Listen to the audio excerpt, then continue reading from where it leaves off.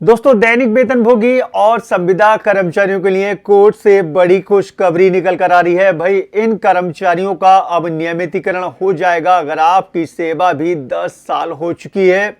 दोस्तों, क्या है ये खुशखबरी, आपको डिटेल से बताने वाला हूं, पूरा बारीकी से समझाऊंगा। तो वीडियो दोस्तों बहुत इंपॉर्टेंट है, एंड तक पूरा वीडियो देखेगा। वीडियो पसंद आए तो लाइक कीजिएगा, लाइक करने में कंजूसी कर देते हैं, तो वीडियो को लाइक करके शेयर करना। चैनल पर नए हैं और चाहते हैं कि भाई इस तरह की हर लेटेस्ट अपडेट आपको सबसे पहले मिलती रहे, तो उसके लिए चैनल को कीजिए सब्सक्राइब, उसके बाद बेल के आइकॉन को दबाकर ऑल पर सेट कर लेना, ताकि इस तरह की हर अपडेट आपको सबसे पहले मिलती रहे।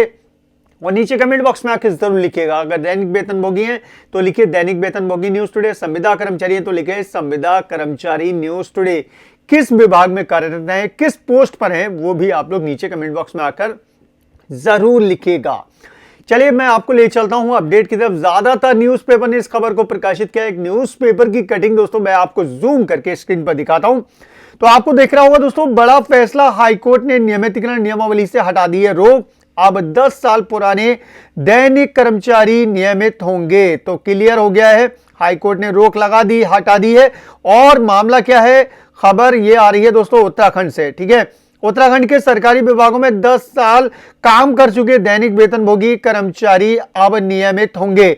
उत्तराखंड हाईकोर्ट ने 4 दिसंबर 2018 से पूर्व दैनिक वेतन तदार्थ एवं संविदा कर्मचारियों को दी गई नियमित नियुक्ति को सही ठहराया है। तो कोर्ट ने कह दिया भाई सही है, ये जो नियुक्ति आपने की है ये बिल्कुल सही है। साथ ही 10 साल सेवा दे चुके शेष कर्मचारी को 2013 की नियमावली के अनुसार नियमित करने के निर्देश दे दिए हैं। तो 2013 की जो नियमावली है उसके अनुसार जो है इन सभी कर्मचारियों को नियमित करने के निर्देश भी कोर्ट ने जारी कर दिया। कोर्ट ने कर्मचारी नियमितीकरण के लिए 2013 में बनाई गई नियमावली पर लगी रोक को हटाते हुए सभी चुनौती याचिकाओं को भी निस्तारित कर दिया है।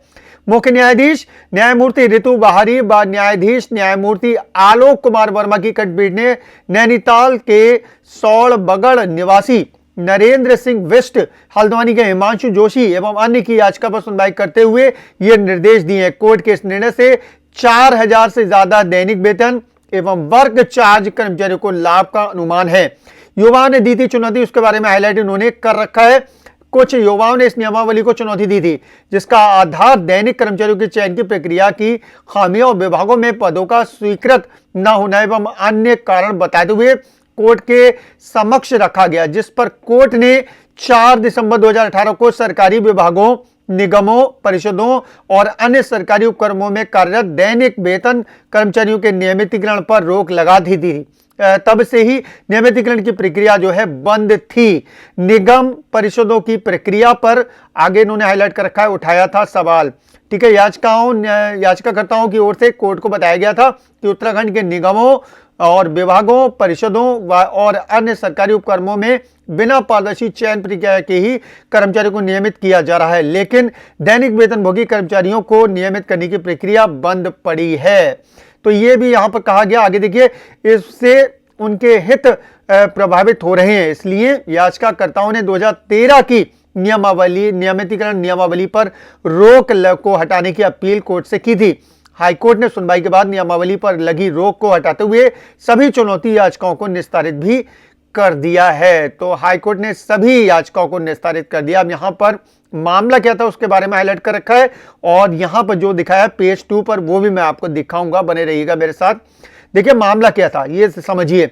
मामले के अनुसार कांग्रेस की केंद्र सरकार ने सुप्रीम कोर्ट द्वारा उमा देवी बनाम कर्नाटक राज्य में दिए निर्देशों के क्रम में 2011 में कर्मचारी नियमितीकरण नियमावली बनाई, जिसके तहत 10 वर्ष या उससे अधिक समय से दैनिक वेतन तदार्थ एवं संविदा पर कार्यरत कर्मचारियों को नियमित करने का फैसला लिया गया।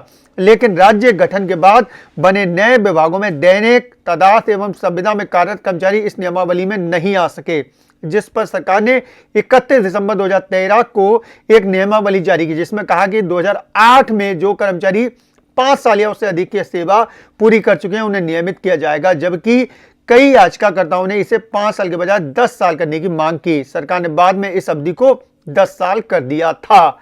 ये मामला था दोस्तों। अब देखिए पेज 2 पर क्या लगा रखी है न्यूज, वो भी मैं आपको दिखा देता हूं।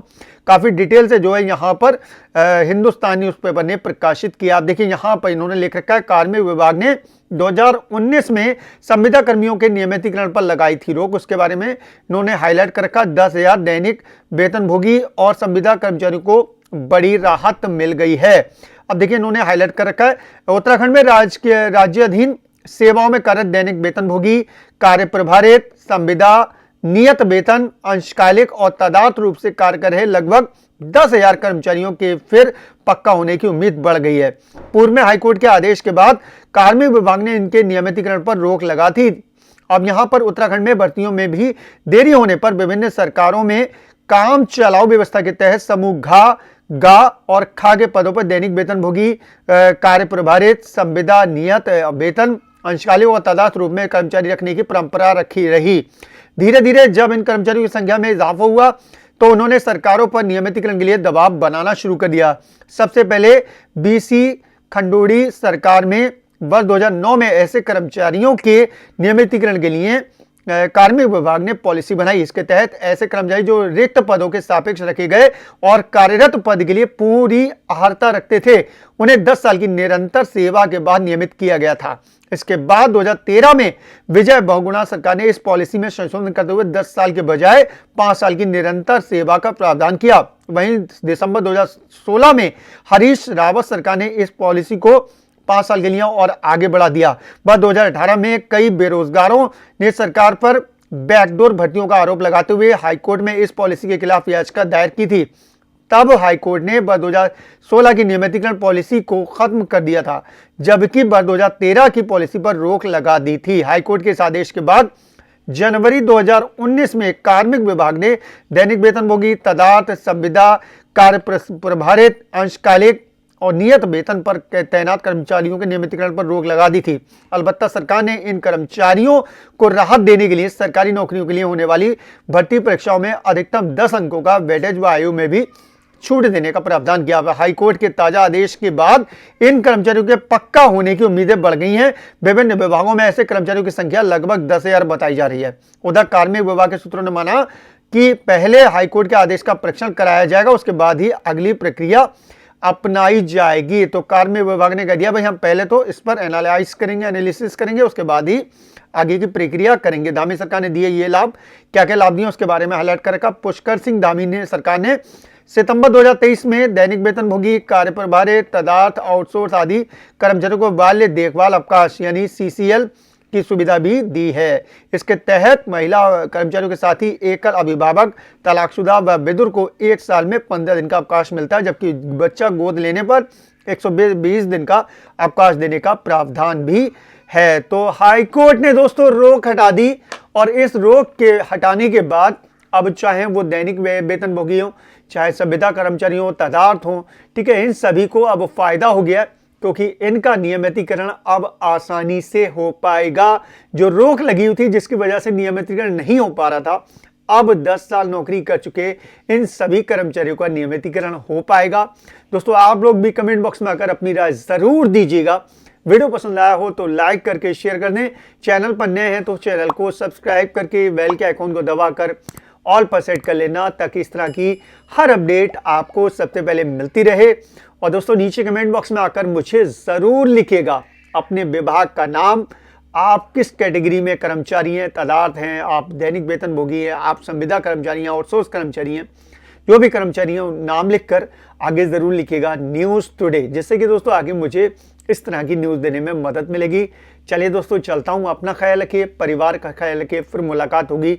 और ये जो न्यूज़पेपर कटिंग है मैं अपने फेसबुक पेज पर अपलोड कर दूंगा। फेसबुक पेज का लिंक आपको नीचे डिस्क्रिप्शन में मिलेगा, जाकर उसको भी लाइक और फॉलो कर लीजिएगा। चलिए दोस्तों चलता हूँ, थैंक यू।